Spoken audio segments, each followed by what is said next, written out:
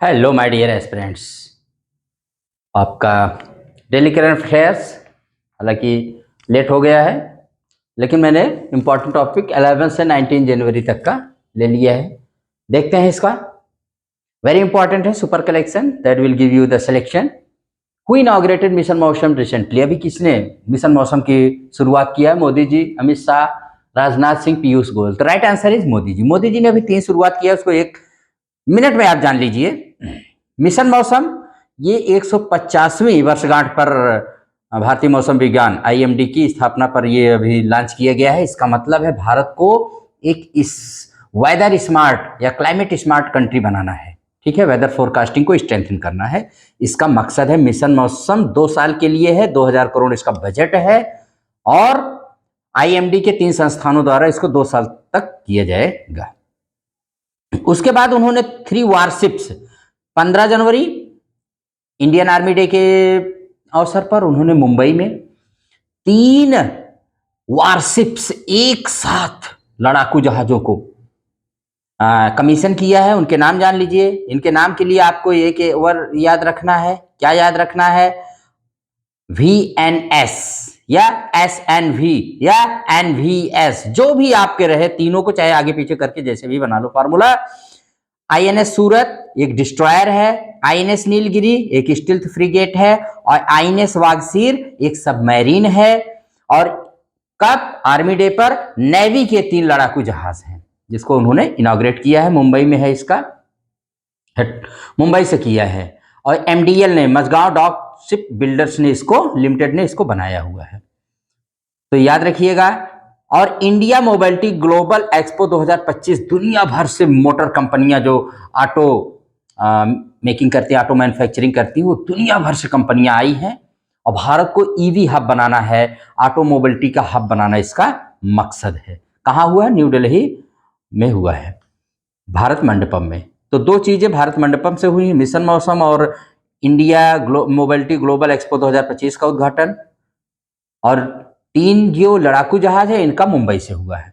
उसके बाद पीयूष गोयल, फिर उसके बाद है, इसमें था अमित शाह जी। अमित शाह जी ने अभी भारत पोल जो इंटरपोल से कनेक्ट हो जाएगा उसको उद्घाटन किया है, उसका इनॉग्रेट किया, भारत पोल का उद्घाटन किया, ताकि अब कोई भी मुजरिम देश के कोने में कहीं भी नहीं बच पाएंगे, ये इसका मकसद है।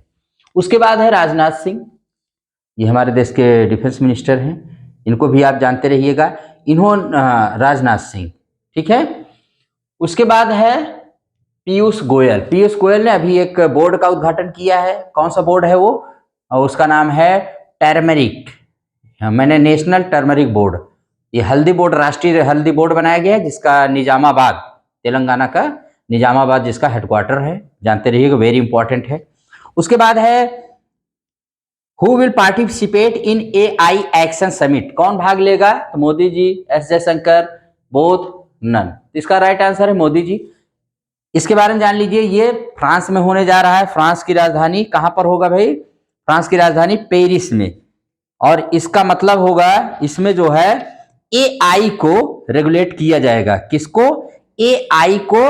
AI टेक्नोलॉजी के डेवलपमेंट व रेगुलेशन के लिए ये होगा और ये फरवरी में होगा, 10 से 11 फरवरी 2025, और मोदी जी इसमें भाग लेंगे। ठीक है, तो इसको आप अच्छे से रिमेंबर रखिएगा। The summit will focus on AI innovation, regulation and future of AI technologies का। उसके बाद है S जयशंकर, इनको जानते रहिए। कल यानी ये 20 जनवरी को नवनिर्वाचित राष्ट्रपति जो डोनाल्ड ट्रंप की स्वेरिंग सेरेमनी में भाग लेने जा रहे हैं। कहाँ? अमेरिका में। और अमेरिका में पहली बार है कई वर्षों बाद, कई साल के वर्षों के बाद, कि वहां पर जो है संसद भवन के अंदर राष्ट्रपति का शपथ ग्रहण समारोह संपन्न होगा। उसके बाद है who is the founder of Blue Origin? Blue Origin के फाउंडर कौन है? Jeff Bezos, Elon Musk, both या नन? तो जेफ बेजोस हैं, जो बहुत बड़ी कंपनी, ई मार्केटिंग कंपनी है, अमेजॉन के भी मालिक हैं, ब्लू ओरिजिन के भी मालिक हैं। तो ब्लू ओरिजिन को जानते रहिए। तो इसको, ये ब्लू ओरिजिन के मालिक हैं और एलन मस्क की कंपनी है स्पेस एक्स, ये स्पेस कंपनी है। और दोनों के ये मतलब जेफ बेजोस हैं ब्लू ओरिजिन के, एलन मस्क हैं किसके? स्पेस एक्स के। और उसके बाद है which country become India in docking technology, docking technology Bharat अभी कौन सा देश बना है? तीसरा, दूसरा, पहला, चौथा देश बना है। अब पहले हम थोड़ा समझ लें स्पेस। अभी भारत इसरो ने हमारे 30 दिसंबर 2024 को एक मिशन छोड़ा जिसका नाम था स्पाडेक्स, जिसका फुल फॉर्म होता है स्पेस डॉकिंग एक्सपेरिमेंट। 30 दिसंबर को छोड़ा था, उसको कई डेट में 7 को, ऐसे 7 जनवरी को रखा था कि हम इसको डॉकिंग करेंगे, लेकिन फिर उसके बाद अंततः जाके 16 जनवरी को डॉकिंग कर पाए। तो इसको याद रखिएगा कि व्हाट इज डॉकिंग अनडॉकिंग, माने स्पेस में 2 सैटेलाइट को जोड़ देना, ये क्या कहलाता है? डॉकिंग। उनको अलग कर देना अनडॉकिंग। तो इस स्पाडेक्स मिशन यही था। अब इससे भारत को कई फायदे होंगे। क्या फायदे होंगे? एक तो उसका जो लूनर मिशन है, चंद्रयान मिशन, चाहे वो मानव वाला हो, फिर वो 2028 का चंद्रयान 4 हो, जहां से सॉइल लाना है, वहां से मून सॉइल को लाना है, या गगनयान हो, ये सारे इस पर डिपेंड कर रहे थे। इसलिए डॉकिंग मिशन का सक्सेस होना बहुत नेसेसरी था, और थैंक गॉड कि सक्सेस हो गया, हमने डॉकिंग करके दिखा दिया। और उसी के साथ उन्होंने लोबिया के बीज बोए थे और उन्होंने भेज दिया उसको आसमान पे, उसको भी वहां पर वो जम गए, यानी हमने आसमान में पौधे जमा दिए। इसरो ने वो करके दिखाया है। अब भविष्य में हो सकता है सब्जियां आसमान से ही आए, क्योंकि जमीन अगर नहीं बचेगी तो हम लोग सब्जियां कहाँ उगाएंगे? आसमान में उगाएंगे। स्पेडेक्स माने इस मिशन में पौधों को हमने अंतरिक्ष में भी बो करके दिखा दिया, लोबिया के बीज भेजे गए थे। ये भी इंपॉर्टेंट है, बहुत इंपॉर्टेंट है। तो इसी को कहते हैं स्पट। ऐसा करने वाला भारत चौथा देश बना है, अमेरिका, रूस और चीन के बाद। नेक्स्ट क्वेश्चन है, who is appointed as the Lokpal of BCCI? BCCI के लोकपाल कौन अपॉइंट किए गए? Justice Arun Mishra, Devajit Saikia, both none. Right answer है जस्टिस अरुण मिश्रा, ये बीसीसीआई के लोकपाल हैं, और देवजीत सैकिया इसके न्यू सेक्रेटरी अपॉइंट किए गए हैं। इसको भी रिमेंबर रखिएगा। तो क्वेश्चन आंसर यहीं पर हो जाता है समाप्त। अब उसके बाद कुछ और आपको बता देते हैं। यूएन ने अपनी flagship report world economic situation and prospects 2025 में कहता है कि Indian economy likely to grow 6.6 in 2025 and 6.7 in 2026। 2026 में 6.7 और 2025 में 6.6 माने के ग्रोथ रेट से बढ़ेगी। ये यूएन, यूनाइटेड नेशंस का कहना है, ठीक है। और जबकि विश्व की इकोनॉमी कैसे बढ़ेगी? 2.8% 2025 में। वहीं आईएमएफ का कहना है, इसने फाइनेंशियल ईयर 2026 और 2027 के लिए कहा है, दोनों के लिए 6.5% कहा है कि Indian economy will grow 6.5% in financial year 26 and financial year 27 के लिए, याद रखिएगा। और ग्लोबल ग्रोथ इन्होंने बताया 3.3%, जो ऐतिहासिक औसत ग्रोथ 3.7% से डाउन है। भारत दुनिया में सबसे बड़ी अर्थव्यवस्थाओं में से एक है जो ग्रो कर रही हैं, ये आईएमएफ का कहना है।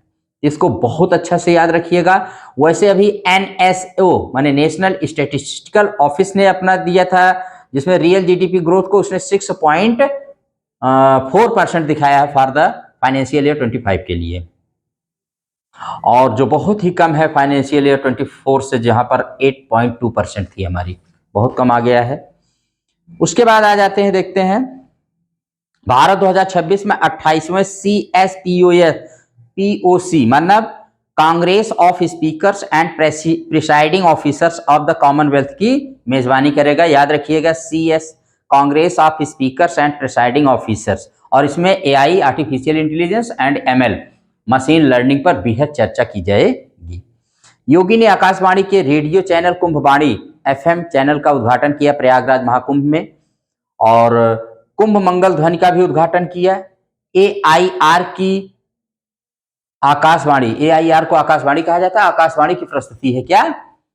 कौन सा भाई? ये है कुंभवाणी, डेडिकेटेड है टोटली महाकुंभ, अद्भुत, अप्रतिम, अवर्णनीय, एकता का महाकुंभ को कुंभवाणी एक नया चैनल ही, जो 13 जनवरी से लेकर के 26 फरवरी तक ये चलता रहेगा।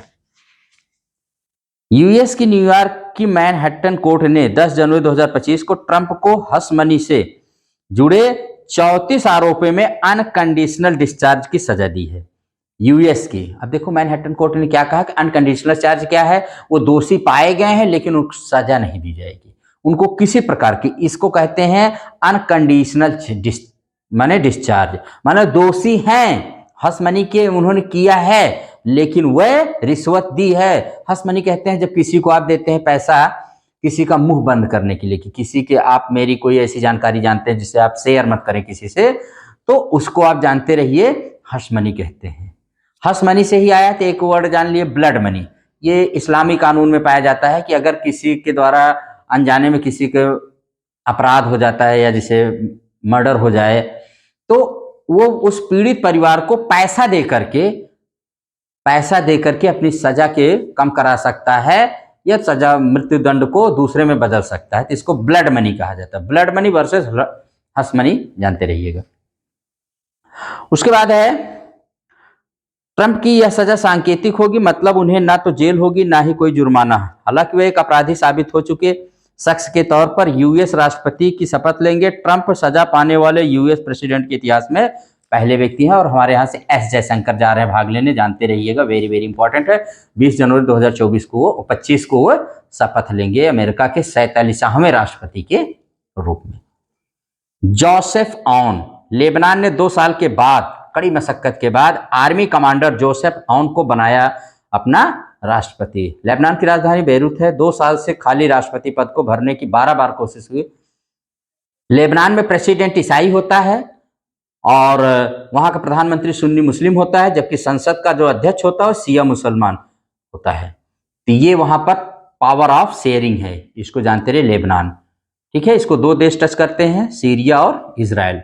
और हौती जो यमन में है और हिजबुल्ला जो लेबनान में है, ये दोनों जो हैं एक तरह से मिलिटेंट ग्रुप हैं जिनको सपोर्ट कौन करता है, ईरान करता है। याद रखिएगा, हाउती, ये हाउदी जो हैं इन कहाँ पाए जाते हैं, हाउथी कहे जाते हैं, यमन में है, और लेबनान में हिजबुल्ला है, दोनों को सपोर्ट करता है ईरान। उसके बाद जानते रहिए, हाँ, इसी में लेबनान के प्रेसिडेंट के पास से पीएम को कैबिनेट को चुनने व हटाने का राइट होता है। तो वहां पर सत्ता का बंटवारा इस तरह से किया गया है।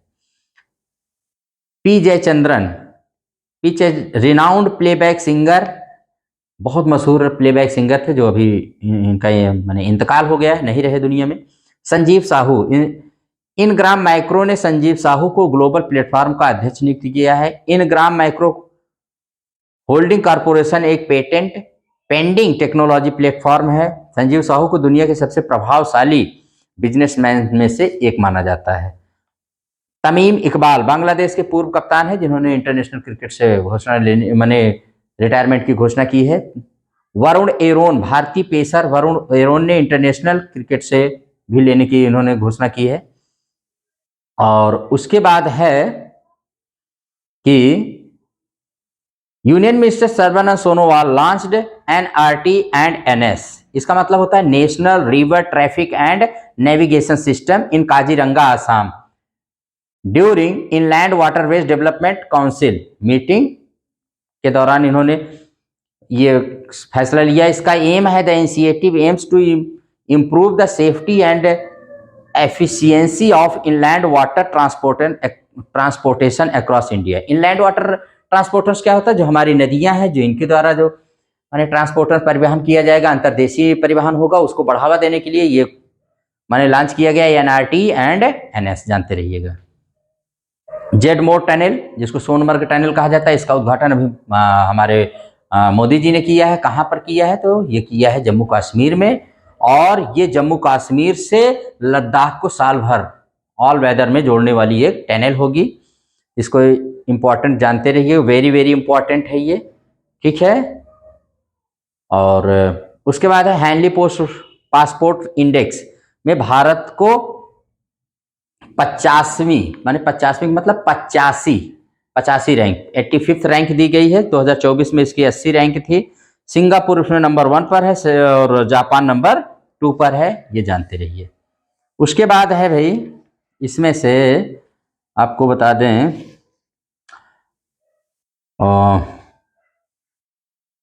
हमारे यहाँ से इसरो जहाँ से छोड़ता है सैटेलाइट, उसको बोलते हैं सैटेलाइट लॉन्च पैड, SLP।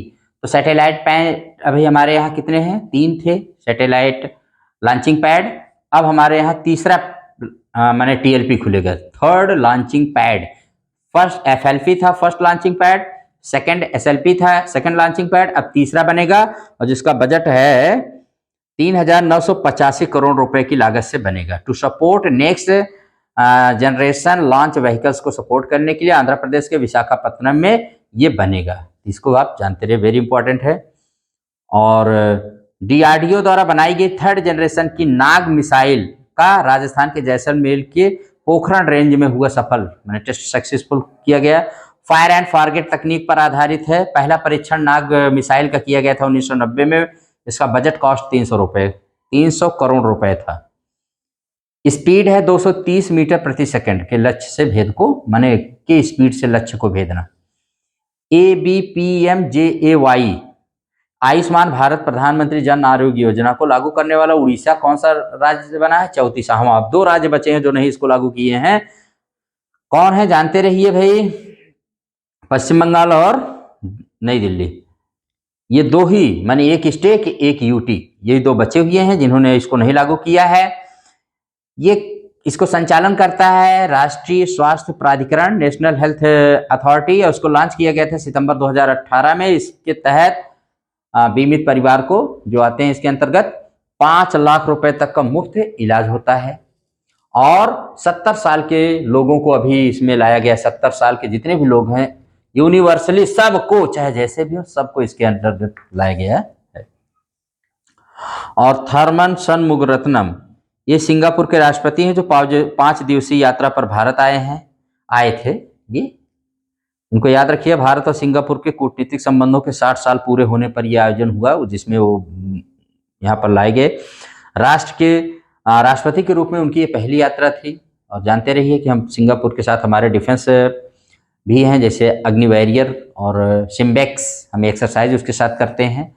और भारत सिंगापुर 1965 में जब इंडिपेंडेंस हुआ था तो भारत पहला राष्ट्र था, पहला देश था जिसने उसके इंडिपेंडेंस को माने क्या किया था, अप्रूव किया था, मंजूरी दी थी, मतलब उसने स्वीकार किया था कि हाँ ये एक स्वतंत्र देश है सिंगापुर को।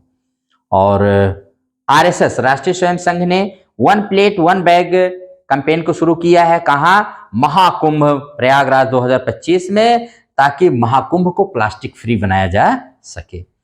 और हिमाचल प्रदेश गवर्नमेंट ने Himachal Pradesh institute of public administration को डॉक्टर मनमोहन सिंह के नाम से कर दिया है। इसको आप याद रखिएगा, ये भी बहुत ही इंपॉर्टेंट है। अंडरस्टैंड? कुछ डेज देख लेते हैं। तो 12 जनवरी को जानते हैं राष्ट्रीय युवा दिवस मनाया जाता है। इस बार 162वीं जयंती मनाई गई, किसकी? स्वामी विवेकानंद। उनके बर्थडे को हमारे यहाँ राष्ट्रीय युवा दिवस के रूप में मनाया जाता है, क्योंकि 39 साल मात्र जी करके पूरी दुनिया में भारत का डंका बजा करके वो चले गए और हम उनका अनुसरण करते हैं। तो इस बार की जो थीम थी youth empowerment for nation building, 2025 की थीम थी youth empowerment for nation building. और अब देख लीजिए हमारे यहाँ जो नेशनल यूथ पॉलिसी है उसके अनुसार 15 से 29 वर्ष के लोगों को जवान माना जाता है, नेशनल यूथ पॉलिसी के। जबकि राष्ट्र संघ क्या कहता है, यूएन क्या कहता है? यूएन कहता है 15 से 24 वर्ष के लोगों को ही नवयुवक कहा जाता है। तो इन दोनों का फर्क भी जानते रहिएगा। 14 जनवरी को सशस्त्र सेना बल भूतपूर्व सैनिक दिवस मनाया जाता है और इसको इंग्लिश में कहते हैं आर्म फोर्सेस वेटरन डे। इस बार 9वां मनाया गया 2025 में, पहली बार 2017 में मनाया गया था। और आर्मी डे 15 जनवरी को मनाया जाता है। 15 जनवरी 1949 को जनरल करियप्पा ने कमान संभाली थी और 14 जनवरी 1953 को वो रिटायर हुए थे। जब रिटायर हुए थे तो उसको हमारे यहाँ आर्म फोर्सेस वेटरन डे यानी सशस्त्र सेना बल भूतपूर्व सैनिक दिवस मनाया जाता है। जिस दिन उन्होंने कमान संभाली थी, पहले भारतीय थे जिन्होंने कमान संभाली थी, तो उसको हम लोग आर्मी यानी डे के रूप में मनाते हैं, थल सेना दिवस के रूप में मनाते हैं। 2025 की थीम है 2025 को डिफेंस मिनिस्ट्री ने कौन सा साल घोषित की? ईयर ऑफ रिफॉर्म, सुधारों का साल घोषित किया है। और भारत रणभूमि दर्शन ऐप भी जारी किया गया है अभी डिफेंस मिनिस्ट्री के द्वारा। इसका मतलब है कि भारत ने कहां कहां युद्ध किए हैं उन पर अब पर्यटन माने टूरिज्म मिनिस्ट्री के साथ इसको जारी किया है, लोग जाकर देख सकते हैं। माने वो बैटल फील्ड को आप अपने माने आंखों से जाकर पर्यटन के तौर पर वहां जाकर आप देख सकते हैं। To promote battlefield tourism in the with the tourism ministry के साथ ये डिक्लेयर किया है। और इनमें गलवान डोकलाम कारगिल ये 3 यही हो गए, बाकी और हैं 4 और हैं इसके, क्योंकि 77th डे मनाया गया तो 77th अपना उसमें वो किए गए हैं कि इतने पर्यटन स्थल को चुना गया है। ठीक है, और कौन सा आर्मी ने अपना दिन मनाया है भाई, तो जानते रहे 77वां रेजिंग डे इस बार मनाया है। और पहली बार है कि नेपाल की सेना ने बैंड बाजे के साथ इसमें भाग लिया है। ठीक, और 15 जनवरी को कौन सा दिन मनाया गया, आईएमडी ने अपना 150वां स्थापना दिवस मनाया है। भारत और नेपाल देशों की आर्मी एक दूसरे को आर्मी चीफ की मानद जनरल उपाधि से सम्मानित करती है, ये भी जानते हैं आप लोग, जानते रहिएगा। इस बार आर्मी डे का थीम क्या था, समर्थ भारत सक्षम सेना, समर्थ भारत सक्षम सेना, कैपेबल इंडिया एम्पावर्ड आर्मी। और उसके बाद है भाई इस समय आर्मी चीफ कौन है, 13th आर्मी चीफ है, 30वें हैं ये जनरल उपेंद्र द्विवेदी। और 16 जनवरी को स्टार्टअप डे मनाया जाता है, इस बार 9वां स्टार्टअप डे मनाया गया, 9वीं वर्षगांठ इसकी, ये भी आप याद रखिएगा, वेरी इंपॉर्टेंट। नोवाक जोकोविच ने एक न्यूज रिकॉर्ड बनाया है the most grand slam matches खेलने का, इसको आप जानते रहे, वेरी इंपॉर्टेंट है। और भारतीय इंडियन गवर्नमेंट ने अशोक चंद्रा को एमडी एंड सीईओ अपॉइंट किया है पंजाब नेशनल बैंक का, और विनोद कुमार को एमडी और सीईओ अपॉइंट किया है इंडियन बैंक का, रिमेंबर इट। और डेविड लिंच बहुत मशहूर हॉलीवुड डायरेक्टर और राइटर थे जो अभी नहीं रहे ये, ठीक है। The union ministry of culture and Gujarat government inaugurated a state-of-the-art archaeological experiential museum in Vadnagar. Vadnagar Modi ji का जन्म स्थान के रूप में आता है, तो उसको भारत सरकार और गुजरात सरकार ने वहां पर आर्कियोलॉजिकल एक्सपीरियंशियल म्यूजियम वहां पर मैंने इनॉग्रेट किया है वडनगर गुजरात में, highlighting it's 250 year old heritage. और इसकी मैंने अध्यक्षता अमित शाह जी ने की है। India ranks 25th globally QS world future skills index में, QS world future skill index में इंडिया 25th रैंक पाया है and secures second place in the future of work category. Future of work category में America मैंने Canada को पीछे छोड़ते हुए इसने सेकेंड रैंक स्कोर किया है, जस्ट बिहाइंड द यूएस, ठीक यूएस के पीछे बस। The index evaluate countries readiness for emerging job market demands के लिए ये क्यूएस जो होता है फ्यूचर स्किल्स इंडेक्स ये जारी किया जाता है, ठीक है, इसको भी जानते रहिएगा। ओके, यस माय डियर, देखते हैं। यूनियन मिनिस्टर पीयूष गोयल ने लॉन्च किया है Bharat clean tech manufacturing platform at Bharat climate forum 2025 New Delhi में। और टू बूस्ट, इसका एम है to boost India's clean tech value chains in solar, wind, hydrogen and battery storage, fostering collaboration and innovation for global sustainability leadership में इसको launch किया। याद रखिए, Bharat clean tech manufacturing platform, ठीक है। और उसके बाद है भाई, अभी इंडिया है join the UN committee of experts on big data and data sciences पर फॉर ऑफिशियल स्टैटिस्टिक्स के लिए ज्वाइन किया है इंडिया ने यूएन के साथ, इसको भी रिमेंबर रखिएगा, ठीक है। और union minister doctor Jitendra Singh ने कहा है कि a regional metrological centre Jammu Kashmir में खोला जाएगा, ये बोल रहे थे वो 150वें स्थापना दिवस पर आईएमडी के। और ₹100 crore INROAD project. INROAD project याद रखिएगा, इन रोड प्रोजेक्ट जो है aims to improve the natural rubber quality in India's north east through skill development for growers and model infrastructure supported by the tyre industry. तो rubber industry के लिए इन road project 100 crore रुपए से शुरू किया गया है। इसको भी याद रखिएगा। माउंट इबू अगर पूछा जाए कहाँ है तो इंडोनेशिया में है, क्योंकि एक इन नॉर्थ मलाकू में है, और ये अभी वहां पर वॉल्केनो इरेक्ट हुआ है, तो इसको भी आप याद रखिएगा।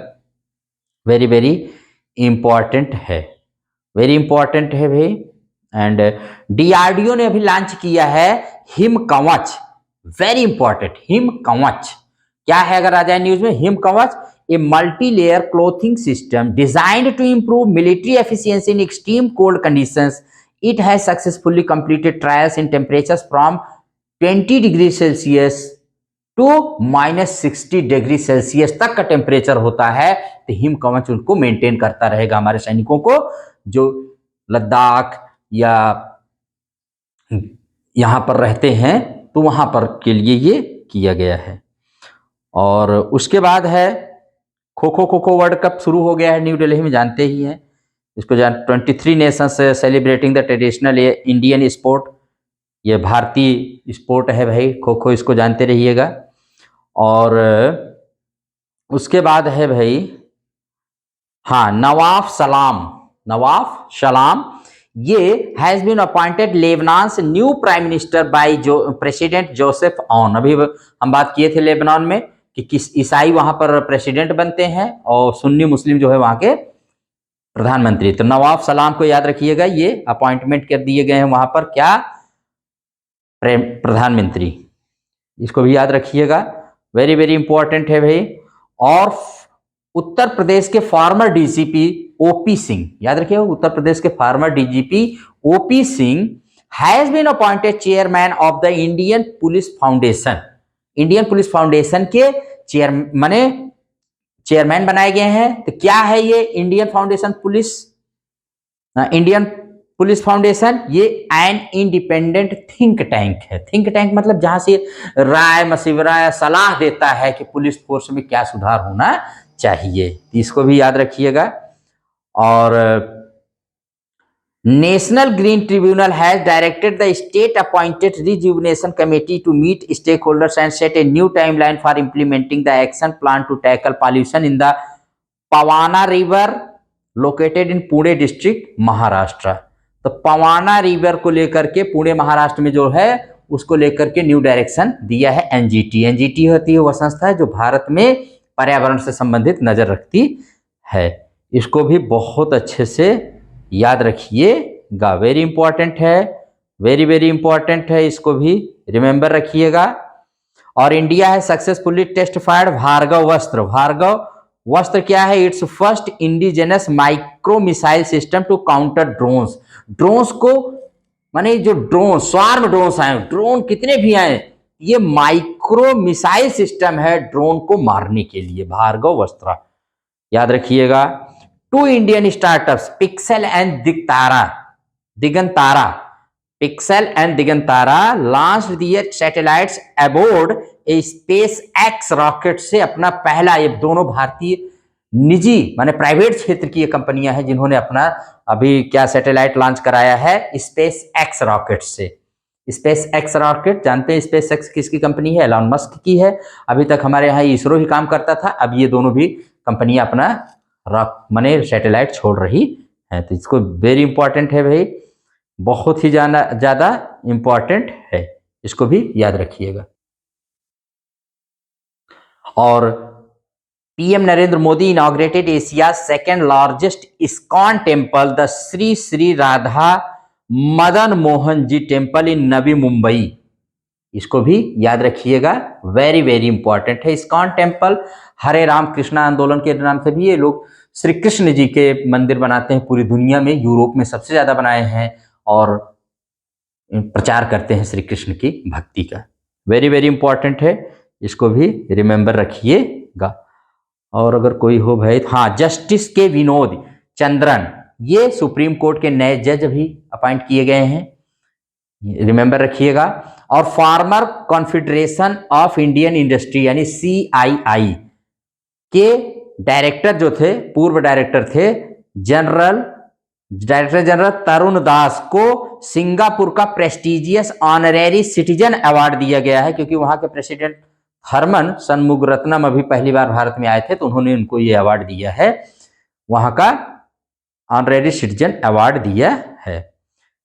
ठीक है। India GDP growth is projected to rise to 6.7% in financial year 25 according to CRISIL report. CRISIL जो होती है अभी एक संस्था है, रेटिंग एजेंसी है, तो इसने कहा है कि इस हिसाब से बढ़ेगी 6.7% के हिसाब से। और भारत इंडोनेशिया को बस डील एकदम होने ही वाली है, $450 million deal to export BrahMos missile to Indonesia. Indonesia को $450 मिलियन की ये ट्रीटी होने वाली है, एक डील होने वाली है भारत और इंडोनेशिया के बीच में। और आज इस बार जानते रहे कि इंडोनेशिया के ही राष्ट्रपति सुबियांतो पुरबियानो जो है, सुबियांतो जी हमारे यहाँ रिपब्लिक डे के चीफ गेस्ट भी बने हैं। और जानते रहिए पहले चीफ गेस्ट भी स्वतंत्र भारत का पहले गणतंत्र दिवस के भी जो थे इंडोनेशिया के ही राष्ट्रपति थे, तो इसको भी याद रखिएगा। और Indonesia will become the second Asian nation, ASEAN nation after the Philippines to acquire the 290 kilometre range supersonic missile. ASEAN देशों में फिलीपींस के बाद ये दूसरा इंडोनेशिया देश है जिसके साथ भारत ब्रह्मोस डील कर रहा है, रिमेंबर इट ऑलवेज। और Shri Vineet Joshi has taken over the secretary of the department of higher education in the ministry of education. ये हायर माने सेक्रेटरी बनाए गए डिपार्टमेंट ऑफ हायर एजुकेशन में श्री विनीत जोशी। और द वर्ल्ड्स फर्स्ट 52 फीट महामृत्युंजय यंत्र हैज बीन इंस्टॉल्ड एट तपोभून आश्रम इन झूसी, प्रयागराज। माने महामृत्युंजय यंत्र 52 फीट इतना बड़ा बनाया गया महामृत्युंजय यंत्र, और उसको प्रयागराज कहां पर इंस्टॉल किया गया? तपोवन आश्रम झूसी में, प्रयागराज में। ठीक है। The sacred land of Mahakumbh, जहां महाकुंभ लगता है, it is believed to connect devotees to lord Shiva's higher consciousness. और ये डिवोटीज को उनसे जोड़ने के लिए किया गया है, ये भी आप जानते रहिए, वेरी वेरी इंपॉर्टेंट है। And PNB MetLife India Insurance Company Limited has entered into a strategic partnership with Saraswat cooperative bank limited, India's largest urban cooperative bank है, उसके साथ PNB MetLife ने समझौता किया है। और जनरल VK सिंह जो है रिटायर्ड हैं, ये 25th गवर्नर जनरल बने हैं मिजोरम के, 25th गवर्नर, सॉरी जनरल नहीं, गवर्नर बने हैं मिजोरम के। किसके स्थान पर? हरिबाबू कंभम पति के स्थान पर। तो और PV सिंधु ने 2 टाइम ओलंपिक मेडलिस्ट ने अभी किसके साथ पार्टनरशिप किया है? तो प्यूमा के साथ, प्यूमा इंडिया के साथ किया है। प्यूमा ने क्यों किया है? तो उसका एम है to expand Puma's presence in India's growing sports market. Puma जो होता है स्पोर्ट्स के लिए बनाता है शूज और वो सब तमाम चीजें, इसको आप जानते रहिए, मोस्टली शूज ही होते हैं। और बस उसके बाद तो कोई ऐसी न्यूज़ नहीं बच रही भाई कि जो आपको न बताया जाए। तो दिस वे माय डियर, ये पूरे वीक का सुपर कलेक्शन मैंने लाया जो आपको बहुत ही पसंद आएगा, आई होप सो। और अगर ये क्लास अच्छी लगे तो आप इसको लाइक शेयर एंड सब्सक्राइब करिएगा, बट सुनिएगा जरूर, सोचिएगा और ऐसे ही अपनी तैयारी को धार देते रहिए। ठीक है, इसी पर क्लास को एंड करते हैं, फिर मिलेंगे। Till then goodbye, thank you.